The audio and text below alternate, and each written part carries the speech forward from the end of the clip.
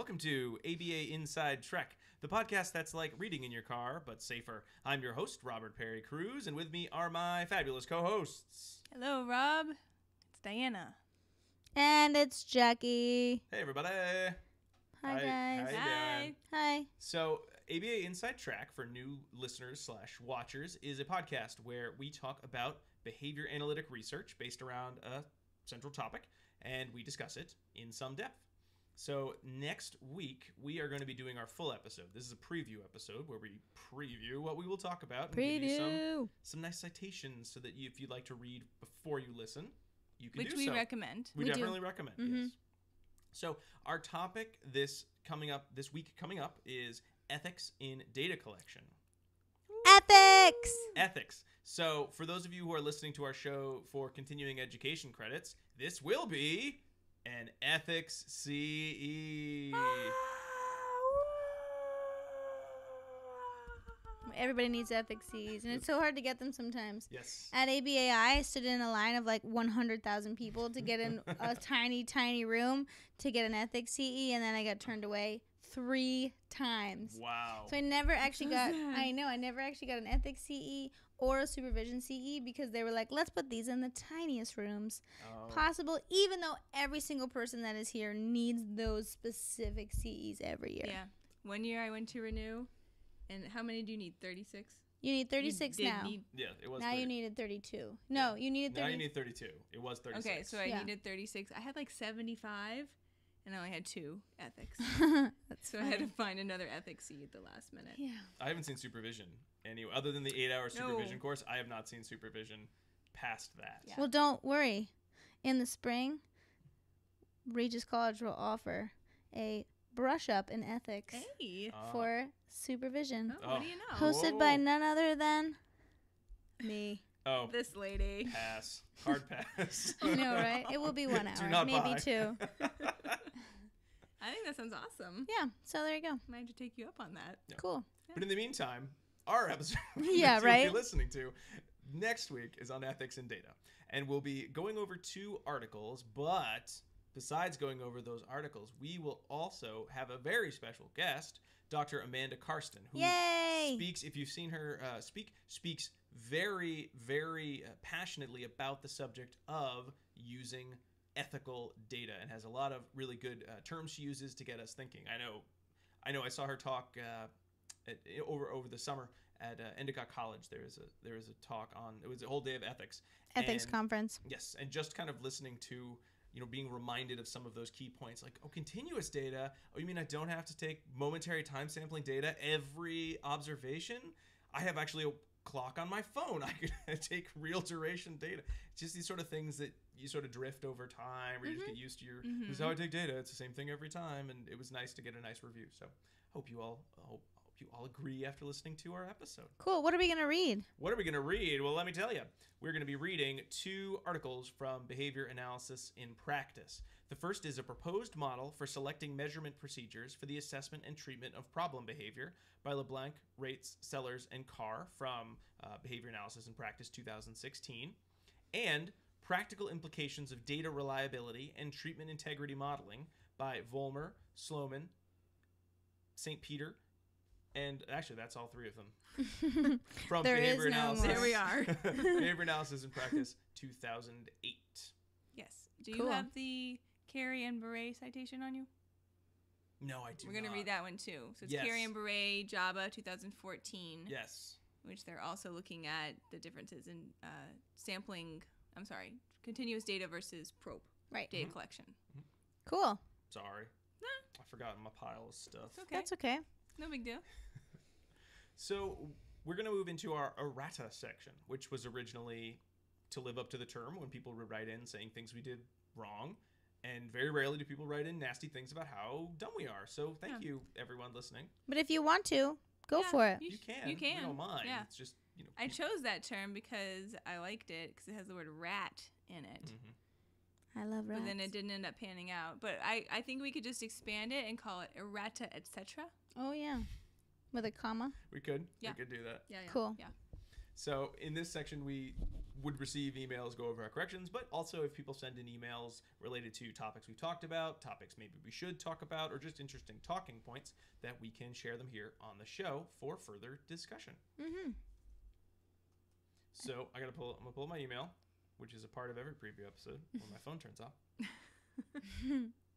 So this is an email from Tamika, which is actually in reference to another email we received a number of episodes back in regards to, I think, tone of conversation in behavior analysis, specifically the tone of the show.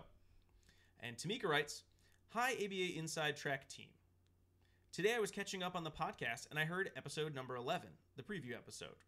In this episode, you guys were talking about some errata, and one thing mentioned was a recent complaint/criticism from a listener.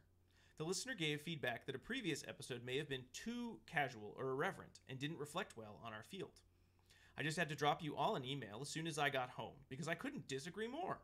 You guys responded to the criticism very diplomatically and with a high degree of respect, but I hope you don't think this one comment is how the podcast comes across. I have gotten a little bit of this as well. I have an ABA blog that leans heavily towards sarcasm/silliness because that is my personality.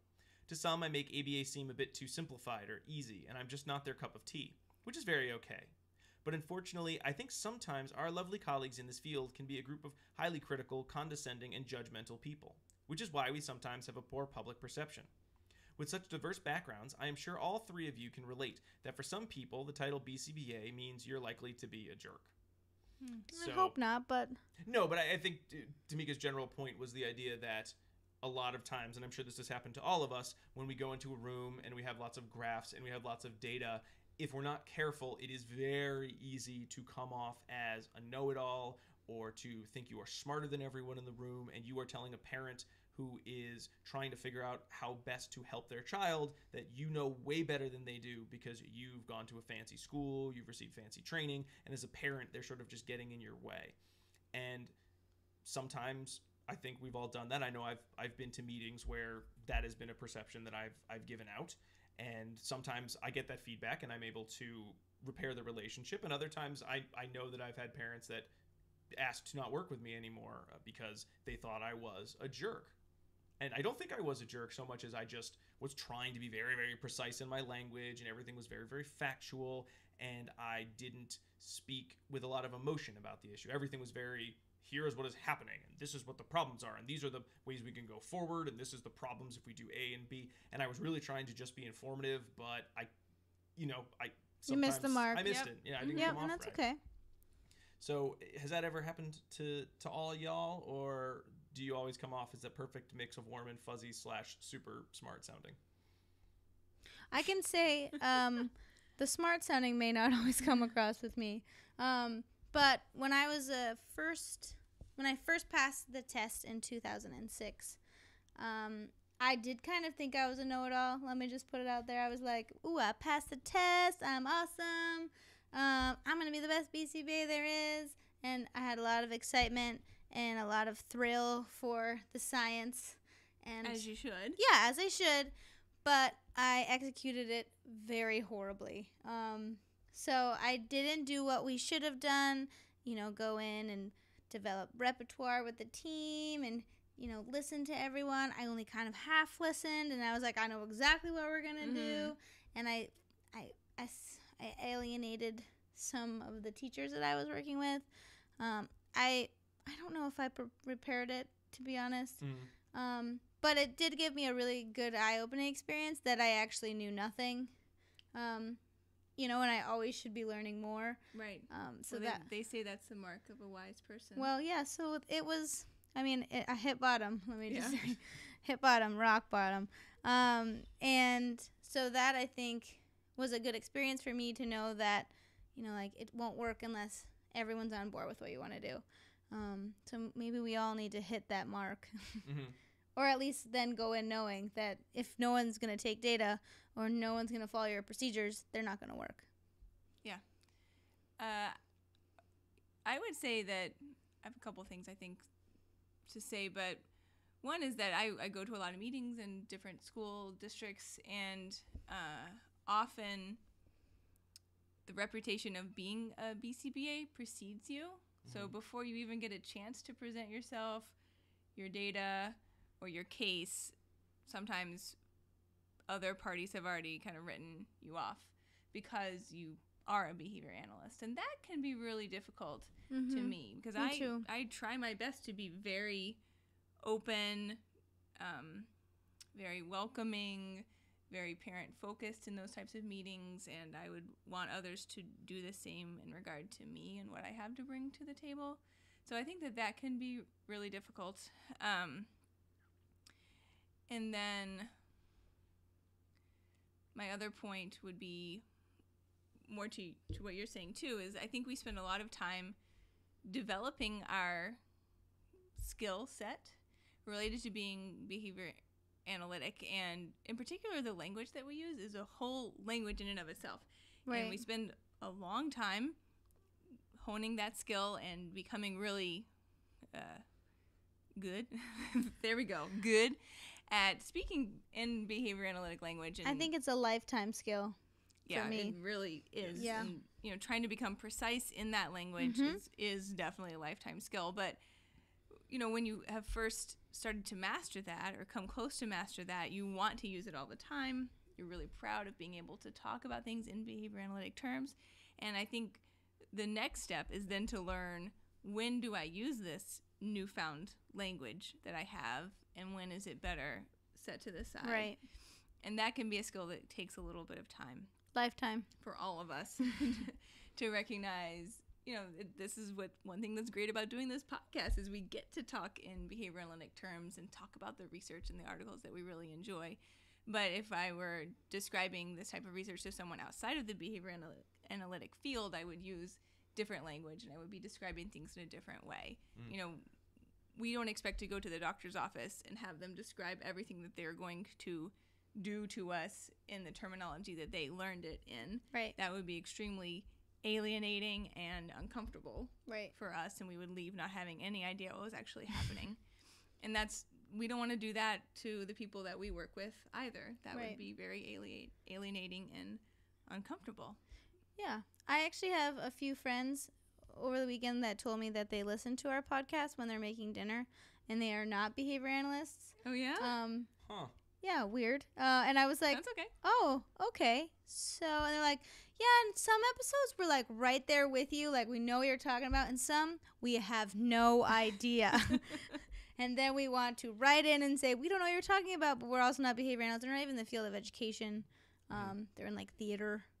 Wow. Yeah. You can probably give us some different tips then. Yeah, but so that's interesting that, they have no background whatsoever in ABA, and sometimes they're like, we're just listening to your voice. It's like, that's kind of creepy, but I'm glad that you're doing it. But yeah, they have no clue. Yeah. Our audience. Right. They have no clue, and so if they were the parents of a child, they would leave the hour-long meeting that we had not knowing at all what we talked about. Yeah. And I mean, I think in terms of the show, and we mentioned it in that preview episode when we received that email, our goal was for this to feel like you are getting together with a group of colleagues and chatting about the research. And though we want it to come off as we know what we're talking about, this is a professional show, because for a lot of folks, you are using this as part of your continuing education credits. So you should be getting a product that is professional, but at the same time, we don't want it to just be an hour lecture from one of us every week. That was a conscious effort in terms of the tone of the show. We wanted it to feel like you were hanging out with us and chatting about the research. Now, realistically, you can't talk back to us outside of sending us emails. Which you can do. Yeah, but by which time, the episode's over. We're not going to go back and re-record it to add emails in. But that's why we have these preview episodes, or one of the reasons is if people do have a topic, like Tamika did, that she wanted to bring up, we can go over it a little bit.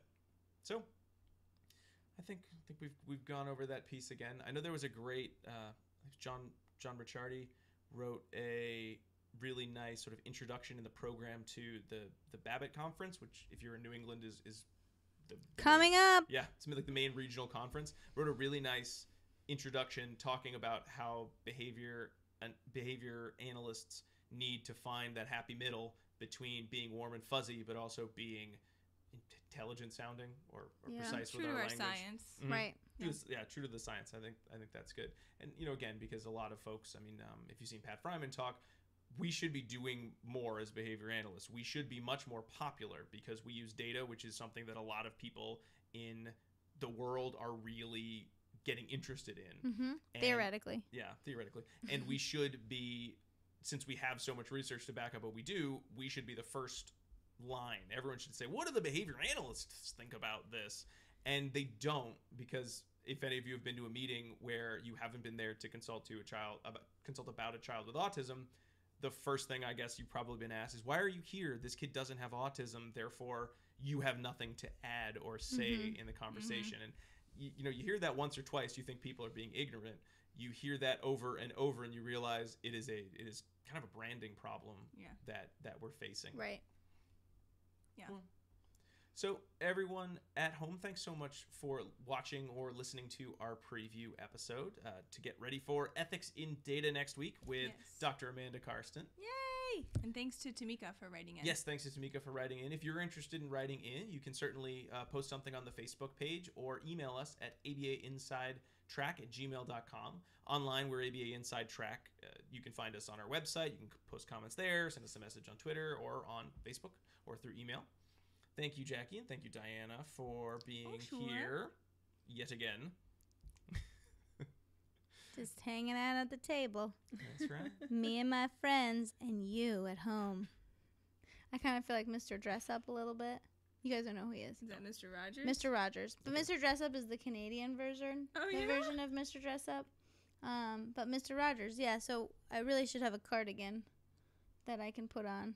Oh, yeah. There you go. A work cardigan, and then a leaving cardigan, and then you can watch me tie my shoes. Do you know his mom made those? His cardigans? What? Yeah. Huh? Yeah, I read that on the internet.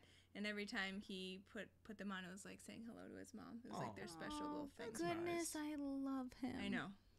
They used to do this that. is Mr. Rogers. I don't know. I know. Mr. Dress Up didn't wear that. Mr. Dress Up didn't do that. He just had puppets as friends. Oh, okay. And they went to Never Neverland Puppet Land. It was pretty nice. His best friend was Casey, and she lived in the treehouse outside, and she was a puppet. If anyone likes Mr. Dress Up as much as I did, you should write us in. You would have had to be from up at the top of America or in Canada. Or I in guess, Canada. Yeah, it was on TBC. So I watch mostly Canadian young TV shows. Fabulous. I know. He was good, though. Him and Mr. Dress Up. Mr. Dress Up and Mr. Rogers probably were best friends. Maybe. They could have been. I'm going to look it up, actually. Yeah. It was a small world of children's educational television. That's true. No, it was actually pretty big. I watched like 4 shows, but we won't go into that. Well, back in the day. That stuff's old. Like the 50s. I think 50s, 60s. I think it was the Ding Dong School. I might be totally wrong. And it was sort of a teacher of a class, and she would talk to the audience. So she'd be talking to the kids. It's called the Ding Dong School? I don't know. I read it in the book on Street Gang, which is a book about Sesame Street. Okay. And I forgot that you love that book. It was a good book. And I want to say that she would also tell them to buy things, but that might not be true. Maybe that's a Simpsons joke. I think that might be. I have no idea. But anyway. Remember to buy Camel cigarettes, kid. I think that was a Simpsons joke. But anyway. All right. Well, everyone, we'll see you here next week. But until then, keep responding. Bye. Bye. Oh my God, I love Mr. Dress Up. He had a tickle trunk, which also I didn't bring up because it's so wrong. And he would play Dress Up, and then he would go on this train into Never like Puppet Land. This is like a direct knockoff of Mr. Rogers, is what you're telling me. Yeah, it was 100% direct knockoff.